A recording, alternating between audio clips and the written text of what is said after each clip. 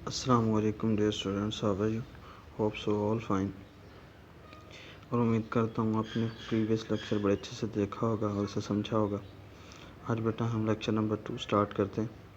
Lecture number 2 का start बेटा एक लॉन्ग क्वेश्चन है। Exercise long question number 1, describe a reversible reaction with the help of example and graph. Reversible reaction को define करना है और एग्जाम्पल और ग्राफ की मदद से उसे एक्सप्लेन करना है।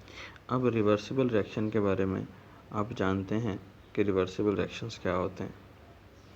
रिवर्सिबल रिएक्शन के बारे में कल हमने डिटेल से बात की थी कि रिवर्सिबल रिएक्शन वो होते हैं जिनमें प्रोडक्ट जो है वो रिएक्टेंट के लिए हिस्सा लेते हैं। फॉर एग्जांपल क्या था कि हमारे पास कोई भी A प्लस B कोई भी रिएक्टेंट थे, ये प्रोडक्ट बना देते थे C प्लस D। अब ऐसे केमिकल रिएक्शन जिनमें प्रोडक्ट वापस रिएक्टेंट बनाने के लिए हिस्सा लेते हैं वो हमारे पास रिवर्सिबल रिएक्शन कहलाते हैं। अब हमने इसको एक्सप्लेन करना है with the help of example. और उससे पहले एक और चीज़ जो अहम बात है वो ये है कि स्टार्ट के अंदर जिसका जनरल ओवरव्यू है कि कोई भी केमिकल रिएक्शन है कि हमारे पास स्टार्ट में सिर्फ रिएक्टेंट होते हैं। मीन कि हमारे पास स्टार्ट में क्या होंगे, सिर्फ रिएक्टेंट होंगे, प्रोडक्ट हमारे पास कोई नहीं है। अब जब हमारे पास रिएक्टेंट हैं तो हमारे पास कोई ना कोई प्रोडक्ट बाद में बनेगा। पहले 2 रिएक्टेंट या 3 रिएक्टेंट हैं या 4 रिएक्टेंट हैं, जितने भी रिएक्टेंट हैं वो कोई ना कोई यूज़ होगा। तो फर्स्ट ऑफ ऑल हमारे पास जो चीज़ ज़्यादा होती है वो तेज़ी से ज़्यादा खर्च होती है। तो हमारे पास जब रिएक्टेंट प्रोडक्ट में बन रहे होते हैं तो स्टार्ट में हमारे पास rate of forward reaction, mean के रिएक्शन इस तरफ से लेफ्ट से राइट की तरफ जाएगा, जिससे हमने क्या कहा था कि ये कौन सा रिएक्शन होता है, रेट ऑफ फॉरवर्ड रिएक्शन। अब इसमें होगा क्या कि हमारे पास A प्लस B अभी हमारे पास कोई नहीं है, तो रेट ऑफ फॉरवर्ड रिएक्शन पहले क्या होता है हमारे पास स्टार्ट में फास्ट होता है। मीन क्या होगा कि हमारे पास कोई ना कोई प्रोडक्ट बनेगा C प्लस D। अब फॉर एग्जांपल हम ले लेते हैं कि हमारे पास यहाँ पर 10 रिएक्टेंट थे, प्रोडक्ट हमारे पास कितने बन गए। प्रोडक्ट हमारे पास क्या है, प्रोडक्ट अभी हमारे पास क्या है, अगर हम जनरली बात करें कि हमारे पास रिएक्टेंट 10 है, प्रोडक्ट भी क्या है 0। जैसे ही हमारे पास रिएक्टेंट जो है वो 9 होते हैं, हमारे पास कोई ना कोई एक प्रोडक्ट बनेगा। सिमिलरली अगर हम बात करें कि हमारे पास प्रोडक्ट जो है वो 8 हो जाते हैं तो हमारे पास कोई 2 प्रोडक्ट बन जाते हैं। ऐसे ही है C प्लस D। जैसे जैसे जैसे रिएक्टेंट की तादाद कम होती जाएगी, प्रोडक्ट की तादाद जो है वो बढ़ती जाएगी। जब प्रोडक्ट और रिएक्टेंट दोनों की तादाद जो है, जब हमारे पास प्रोडक्ट और रिएक्टेंट यानी कि जब हमारे पास रिएक्टेंट और प्रोडक्ट की तादाद जो है वो इक्वल हो जाए तब हमारे पास क्या आ जाता है, इक्विलिब्रियम आ जाता है। अब इस इक्विलिब्रियम का क्या मतलब होता है, इस इक्विलिब्रियम का मतलब ये होता है कि दोनों अमाउंट के हमारे पास जितने रिएक्टेंट प्रोडक्ट में कन्वर्ट हो रहे हैं उतने ही रिएक्टेंट वापस, पर जितने प्रोडक्ट रिएक्टेंट प्रोडक्ट में कन्वर्ट हो रहे हैं उतने ही प्रोडक्ट रिएक्टेंट में कन्वर्ट हो रहे हैं। यानी कि इक्वलिटी आ चुकी है कि 5 ही रिएक्टेंट हैं, 5 ही प्रोडक्ट हैं। अगर ये एक रिएक्टेंट यानी कि ये कम हो जाता है 4 से ये 5 के अंदर, यानी कि यहाँ पे 6 हो जाते हैं प्रोडक्ट, यानी कि यहाँ पे 4 होता है तो यहाँ पे प्रोडक्ट भी क्या हो जाएंगे, 6 हो जाएंगे। तो सिमिलरली प्रोडक्ट भी क्या करता है, अपना एक प्रोडक्ट को दोबारा डिकम्पोज करता है और रिएक्टेंट में कन्वर्ट कर देता है। मीन के इक्वलिटी जो है वो लेकर आते हैं। तो इसे कहा जाता है केमिकल इक्विलिब्रियम, कि हमारे पास रेट ऑफ फॉरवर्ड रिएक्शन जो है वो इक्वल हो जाए रेट ऑफ रिवर्स रिएक्शन के, वो हमारे पास क्या होगा, रिवर्सिबल रिएक्शन होगा। अब हम इसे देख लेते हैं with the help of graph कि कैसे इसको एक्सप्लेन किया जाता है। तो अगर हम इसे बुक से देखें तो ये बुक के पेज पे स्टार्ट पे ही लिखा होता है, in a reversible reaction. Reversible reaction के अंदर डायनामिक इक्विलिब्रियम ये इस्टेब्लिश हो जाता है। मीन कि डायनामिक इक्विलिब्रियम क्या हो जाएगा, इस्टेब्लिश। इसका मतलब क्या है कि डायनामिक इक्विलिब्रियम एक्सप्रेस हमें ज़ाहिर होना शुरू हो जाता है। मीन क्या था डायनामिक इक्विलिब्रियम, कल हमने पढ़ा था। आपको किसी को याद है डायनामिक इक्विलिब्रियम की डेफिनेशन, आपने अगर याद की हो कल, तो डायनामिक इक्विलिब्रियम की डेफिनेशन ये थी कि when the rate of forward reaction equal to the rate of reverse reaction but mixture remains constant. जो मिक्सचर है, कंपोजिशन मिक्सचर की, वो कांस्टेंट रहती है, वो चेंज नहीं होती। तो ये डायनामिक इक्विलिब्रियम है कि हमारे पास rate of forward reaction equal to the rate of reverse reaction but opposite in direction, कि डायरेक्शन जो होगी अपोजिट होगी, कि एक अगर लेफ़्ट की तरफ हो रहा है, एक अगर हमारे पास राइट से लेफ़्ट की तरफ जा रहा है, दूसरा राइट से लेफ़्ट की तरफ जा रहा है। तो ये रेट ऑफ फॉरवर्ड है और ये रेट ऑफ रिवर्स है। दोनों इक्वल तो हैं लेकिन इनकी डायरेक्शन क्या है, अपोजिट है। Before the completion of a reaction, reaction के कम्प्लीट होने से पहले, it is represented graphically, figure में दिखाया गया। एट इनिशियल स्टेज, स्टार्ट में फिर मैंने बात की थी वही एक्सप्लेन करने लगा। At initial stage the rate of forward reaction, rate of forward reaction is very fast. Forward reaction, क्योंकि रिएक्शन कहाँ हो रहा है, लेफ्ट से राइट की तरफ हो रहा है, एक ही रिएक्शन हो रहा है हमारे पास। रेट ऑफ फॉरवर्ड कि कोई भी अभी हमारे पास प्रोडक्ट तो कोई भी नहीं है, सिर्फ रिएक्टेंट है। रेट ऑफ फॉरवर्ड रिएक्शन जो है वो जनरली क्या है, is very fast and reverse reaction taking place at negligible rate. और रिवर्स रिएक्शन अभी कुछ भी नहीं, क्योंकि प्रोडक्ट कुछ बना ही नहीं, अभी रिएक्टेंट टाइम ज़ीरो। जब टाइम ज़ीरो है तो मीन के अभी हमारे पास कुछ भी नहीं है। But gradually forward reaction slow, Aahista Aahista जैसे रिएक्शन होना शुरू हो जाता है, फॉरवर्ड रिएक्शन क्या हो रहा था, स्लो हो रहा था, और रिवर्स रिएक्शन स्पीड अप पकड़ रहा था। क्यों? क्योंकि हमारे पास पहले रिएक्टेंट थे 10, प्रोडक्ट था 0, प्रोडक्ट हुए 8, रिएक्टेंट हुए 8, प्रोडक्ट हो गए 2। सिमिलरली प्रोडक्ट क्या हो जाएंगे 4, रिएक्टेंट क्या हो जाएंगे 4 और प्रोडक्ट क्या हो जाएंगे 6।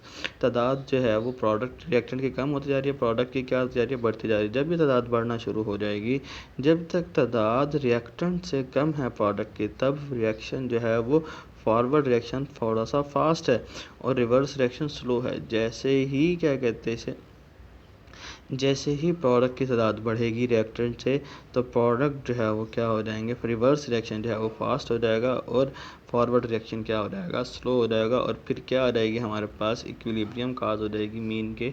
और एक चीज़ आपको बताता चलूँ, आपके नॉलेज में इजाफा कर दूँ, वो ये है कि हमारे पास रिवर्स रिएक्शन कभी भी कंप्लीट नहीं होते, रिवर्स रिएक्शन कभी भी रुकते नहीं हैं, रिवर्स रिएक्शन चलते रहते हैं। मीन क्या है, क्यों नहीं रुकते? एक तो ये बात होती है बेटा कि ये हमेशा क्लोज्ड सिस्टम में होते हैं, ना तो कोई चीज़ इंटर होती है, ना ही कोई चीज़ आउट जाती है, ना ही बाहर खारिज होती है। रिएक्शन जो है प्रोडक्ट में कन्वर्ट हो रहे होते हैं, प्रोडक्ट जो है रिएक्टेंट में कन्वर्ट हो रहे होते हैं। इनको रोकने के लिए मुख्तलिफ तरीक़ाकार इख्तियार किए जाते हैं। या तो कोई टेम्परेचर चेंज कर दिया जाता है कि एक ख़ास टेम्परेचर पर ये रिएक्शन हो रहा होता है, उसे रोक देते हैं, या फिर कोई ऐसी एक्सटर्नल कैटलिस्ट ऐड कर देते हैं जिससे ये रिएक्शन रुक जाता, नहीं तो ये रिएक्शन रुकता नहीं है। रिवर्स रिएक्शन कभी भी नहीं रुकते। फॉरवर्ड रिएक्शन तो कंप्लीट हो गया रुक जाते हैं, ये नहीं कंप्लीट होते, ना ये कंप्लीट होते हैं और ना ही ये रुकते हैं। ठीक है बेटा, यहाँ तक क्लियर हो गया आप सबको? चलिए आगे देखते हैं बेटा। हमारे पास eventually both reaction attach in the same rate is called dynamic equilibrium state में आ जाता है। बेटा हमारे पास अब ये लॉन्ग क्वेश्चन था एक्सरसाइज का जो लिखा हुआ है, describe a reversible reaction with the help of example and graph. अगर हम बेटा अब ग्राफ की मदद से देखें तो हमारे पास ये ग्राफ दिया हुआ है। अब क्या हो रहा है कि ऊपर से नीचे की तरफ देखें तो हमारे पास फॉरवर्ड रिएक्शन जो है आहिस्ता आहिस्ता आहिस्ता आहिस्ता क्या होता जा रहा है, डिक्रीज होता जा रहा है। और अगर हम रिवर्स रिएक्शन देखें, स्टार्ट में क्या है, वो ज़ीरो है, लेकिन with the passage of time जैसे जैसे फॉरवर्ड रिएक्शन कम हो रहा है, वैसे वैसे रिवर्स रिएक्शन इंक्रीज़ होता जा रहा है। जब दोनों इंक्रीज, मीन के हमारे पास रिएक्टेंट और प्रोडक्ट की मिकदार क्या हो गई है, इक्वल हो गई है। यानी कि हमारे पास 5 रिएक्टेंट 10 अगर हम टोटल लगा लें तो 5 रिएक्टेंट हो गए, 5 प्रोडक्ट हो गए। अब दोनों इन्हें हम काउंट नहीं कर सकते, पहले बता दूँ, काउंट नहीं कर सकते हम कि कितने हैं। तो अगर हमारे पास फॉर एग्जांपल सपोज किया है कि 5 रिएक्टेंट हो गए, 5 प्रोडक्ट हो गए, तब हमारे पास ये क्या हो जाएगा, बिल्कुल स्ट्रेट लाइन में जो है वो मूव करना शुरू कर देता। ठीक है, तो हमारे पास बेटा क्या है कि रेट ऑफ फॉरवर्ड रिएक्शन जैसे जैसे डिक्रीज़ हो रहा है, वैसे वैसे rate of reverse reaction increase हो रहा है, और इक्विलिब्रियम स्टेट में जाकर दोनों क्या हो जाते हैं, इक्वल हो जाते हैं। इसका एक छोटा सा ग्राफ है, रिएक्शन रेट भी बताया हुआ और नीचे 10, 20, 30 मिनट्स टाइम भी बताया हुआ कि 0 टाइम पे कुछ भी प्रोडक्ट नहीं था, टाइम 10 हुआ तो हमारे पास कुछ रिएक्टेंट हुआ, यानी कुछ रिएक्टेंट कम हुआ, कुछ प्रोडक्ट बना, फिर इस तरह से होते होते होते होते हमारे पास जो है वो इक्विलिब्रियम में रिएक्शन जो है वो पहुंच जाता है। कि यही बात है कि स्टार्ट में फॉरवर्ड रिएक्शन फास्ट होता है। क्यों फास्ट होता है, कोई बताएगा कि क्यों फास्ट होता है? वो इसी वजह से फास्ट होता है बिकॉज हमारे पास सिर्फ रिएक्टेंट ही होते हैं, प्रोडक्ट नहीं होते। लेकिन with the passage of time जब प्रोडक्ट बन जाते हैं, रिएक्टेंट जो है वो कम हो जाते हैं, फिर क्या होगा कि वो फॉरवर्ड रिएक्शन स्लो हो जाएगा, रिवर्स रिएक्शन जो है वो फास्ट हो जाता है।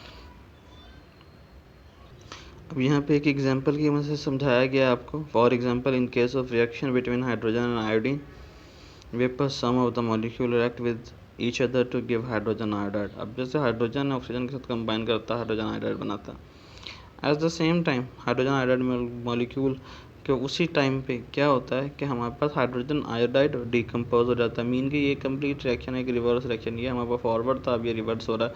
तो अब इसमें होता है क्या, इन द बिगनिंग, स्टार्ट में बेटा क्या होगा देखेंगे अगर हम, in the beginning as the concentration of reactant, start में रिएक्टेंट की कंसनट्रेशन हाई है, रिएक्टेंट क्या है, हमेशा ज़्यादा है that of product, The rate of forward reaction is faster than the reverse reaction. As the reaction proceeds, the concentration of reactant will gradually decrease while that of product will increase. Consequently, the rate of the forward reaction will go on decreasing and the reverse reaction will go on increasing, and ultimately the two rates will become equal to each other. Thus the equilibrium will set and concentration of various species H2I2 HI becomes constant. It is represented as, अब mean क्या होता है इसका मतलब यही है कि हमारे पास स्टार्ट में रिएक्टेंट तो मौजूद हैं, प्रोडक्ट ज़ीरो है। जैसे जैसे प्रोडक्ट डिकम्पोज होगा, रिएक्टेंट में कन्वर्ट होगा, फॉरवर्ड रिएक्शन स्लो हो जाएगा और रिवर्स रिएक्शन फास्ट हो जाता है। और नीचे फिर एक दिखाया हुआ भी है कि हमारे पास किस तरह से हाइड्रोजन आयोडीन के साथ कंबाइन करके हाइड्रोजन आयोडाइड बनाता है।